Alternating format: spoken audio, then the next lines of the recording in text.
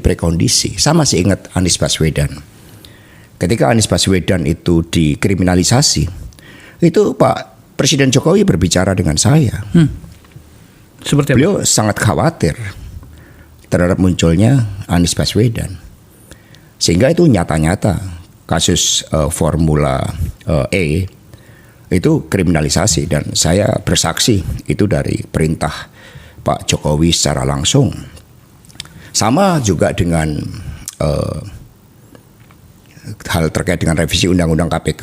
Kalau kita lihat, revisi Undang-Undang KPK itu kan sebelum pilkada serentak di mana Mas Gibran dan Mas Bobi maju. Karena saat itu ketika Pak Jokowi berdiskusi sama dengan saya untuk rencana bagaimana Mas Gibran dan Mas Bobi maju, saya ingatkan bahwa di dalam beberapa case itu konsekuensinya Mas Gibran dan Mas Bobi akan jadi pejabat negara loh Pak. Begitu jadi pejabat negara, urusan gratifikasi itu menjadi sensitif. Maka kalau kita lihat, ada kaitannya revisi Undang-Undang KPK dengan pilkada terkait dengan Mas Gibran dan Mas Bobi yang mau maju. Sehingga pernyataan Pak Agus, mantan ketua KPK yang juga dibentak oleh Pak Jokowi, akhirnya itu saya benarkan.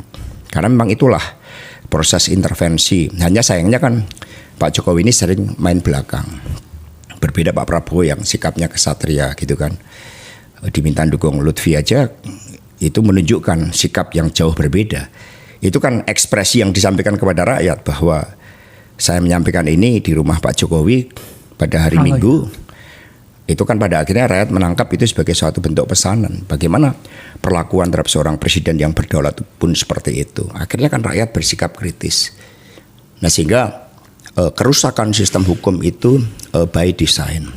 Termasuk persoalan yang muncul antara Pak Firly kemudian dengan Pak Sigit Listio terkait dengan proses kriminalisasi Anies. Jadi semua sudah by design. Mengapa ini saya sampaikan? Saya pikir semuanya sudah selesai ketika Pilpres. Kita juga sudah datang seluruh anggota legislatif PDI Perjuangan, hadir semua. Diminta hadir oleh Bu Mega. Perintah langsung Ibu tertulis menghadiri, wajib hadir pelantikan Presiden Prabowo Subianto dan Wapres Gibran. Tapi ternyata itu tidak cukup. Bahkan kemudian saya diancam informasinya A1 mau dijadikan tersangka untuk kasus yang sangat tidak jelas. Berbeda kasus Sambo. Kaitannya kemana? Judi online, narkoba. Itu kan mendapat backing dari Partai Coklat, kemudian judi kemudian tambang-tambang ilegal. Semua tahu itu kan dimobilisasi untuk kepentingan dana pergerakan Pilpres. Tapi ketika urusan seperti ini sama dikejar, saya melawan. Saya jadi ingat. Ada yang menarik dari pembahasan Hasto dan Ibu Koni pada sebuah podcast yang digelar oleh Bang Akbar Faisal. Hasto sepertinya kesal kepada Pak Jokowi dan juga Mas Gibran. Dia kemudian mengutarakan banyak hal. Sepertinya dia mengetahui banyak hal yang pernah ia lalui bersama Pak Jokowi. Bahkan bisa saja mungkin dia mau menyebut bahwa Jokowi itu punya banyak dosa. Dan dia mau mulai mengungkap ke ruang publik. Ini menurutnya karena dia sudah diancam akan dikriminalisasi, akan dipenjara. Kasus korupsi. Ya, maksudku begini, kalaupun memang Hasto menemukan atau mengetahui ketika Pak Joko Widodo sebagai presiden ke-7 lalu itu, di mana PDIP dan juga Pak Jokowi masih berada dalam satu barisan, dan Hasto melihat ada fenomena di mana Pak Jokowi melakukan sesuatu yang inkonstitusional, Pak Jokowi melakukan sebuah pelanggaran, Pak Jokowi memiliki aib yang sebenarnya ini tidak tepat secara moralitas sebagai seorang presiden. Kenapa tidak speak up dari awal? Kenapa Pak Hasto tidak utarakan saja dan menyatakan menolak memberikan dukungan kepada Pak Jokowi? Menolak PDI untuk kemudian masih bersama dengan Pak Jokowi. Kenapa sekarang ketika di ajang pilkada, pemilu kemarin PDIP sudah kalah, Jokowi tidak bersama dengan PDIP, Ganjar kalah. Ini beberapa saat lagi akan ada pilkada, di mana Jokowi dengan pengaruhnya itu kemudian menjadi bagian dari tim pemenangan atau bagian dari juru-juru kampanye untuk mengajak kepada masyarakat memilih paslon-paslon tertentu yang punya hubungan afiliasi politik dengan Pak Jokowi. Kemudian PDIP kayaknya meradang lewat Pak Hasto, nampaknya akan ada pola untuk melawan Jokowi dengan hal-hal yang sebenarnya tidak sesuai dengan kontestasi pilkada. Nah, yang menarik tadi yang disebutkan oleh Pak Hasto bahwa sebenarnya Pak Jokowi ini adalah bagian dari aktor utama yang memanfaatkan partai coklat.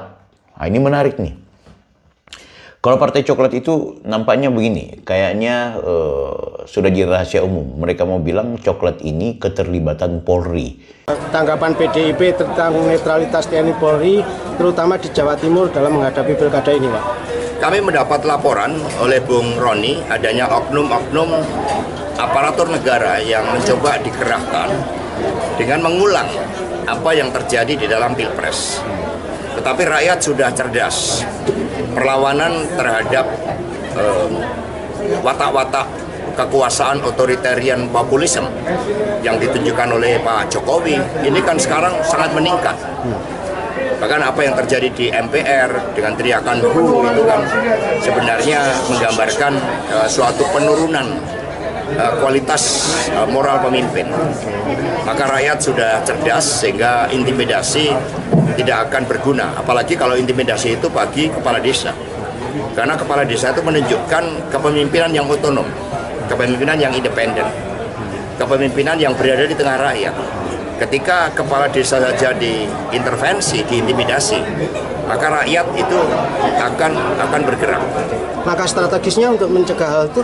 Ada Pak Roni, kami ajak untuk merekam, kemudian melaporkan ke Bawaslu, kemudian juga membangun kesadaran rakyat, pendidikan politik bahwa pemilu ini harus mencerminkan kualitas demokrasi yang sebenarnya. Ini untuk membangkitkan berbagai pesimisme akibat kecurangan di masa lalu, akibat campur tangan cawe-cawe dari Presiden Jokowi.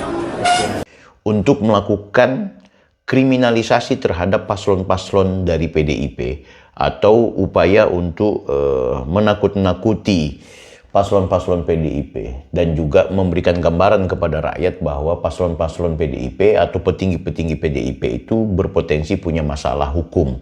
Sehingga itu dengan cara ini dianggap efektif dan masyarakat akhirnya akan memilih apa yang diusung atau apa yang didukung oleh Pak Jokowi. Siapa saja di pilkada ini yang kemudian didukung oleh Pak Jokowi. Kita lihat misalnya Jawa Tengah, kita lihat Yogyakarta, termasuk tentunya Jawa Timur dan juga Jakarta, guys.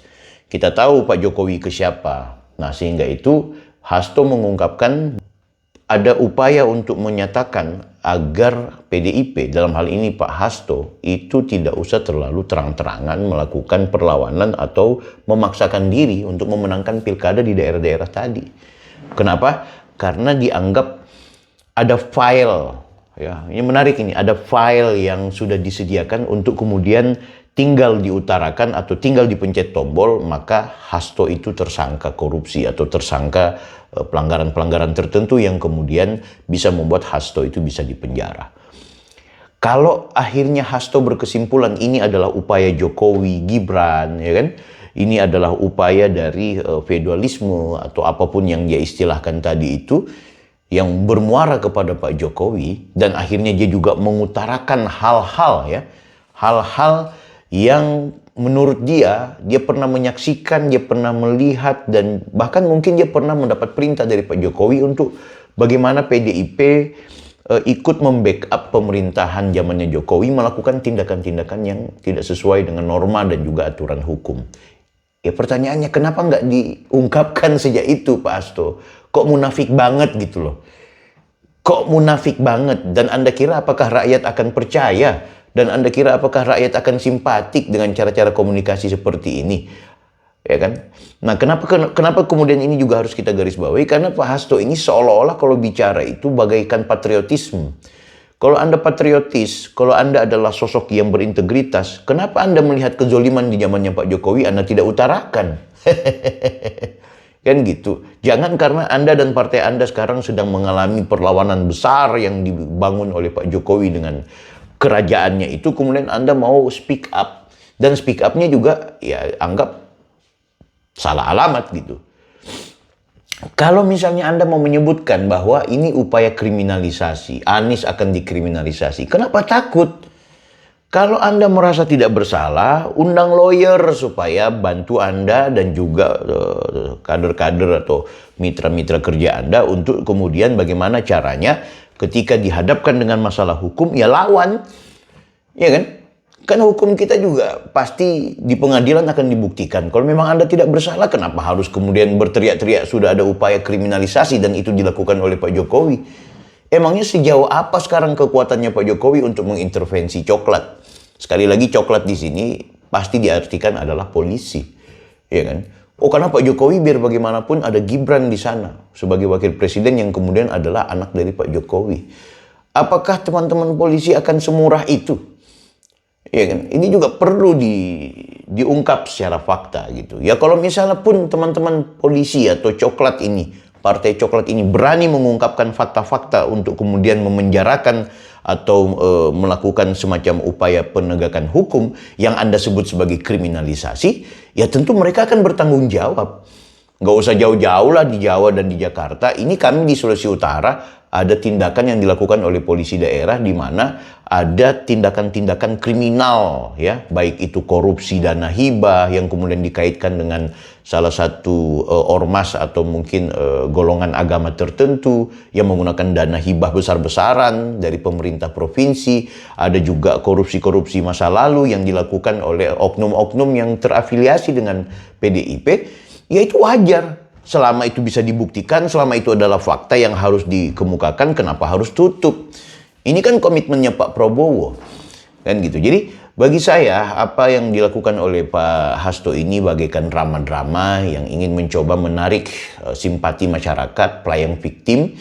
Dan akhirnya dia speak up-nya yang kemudian justru tidak mendapatkan atensi serius dari masyarakat, malah justru mendapat bahan ejekan dan tertawaan dari publik. Jadi bagi saya Pak Hasto dan PDIP perlu mengevaluasi ya bahwa selama ini kekuasaan itu ada di tangan oleh PDIP, maka perlu juga kalau kemudian rakyat sudah dengan secara sadar melihat bahwa Pak Hasto dan juga elit-elit partai politiknya ini ternyata perlu dievaluasi dan perlu dikritik. Maka jika era ini adalah eranya, maka jangan lagi menangis Pak Hasto, terima saja.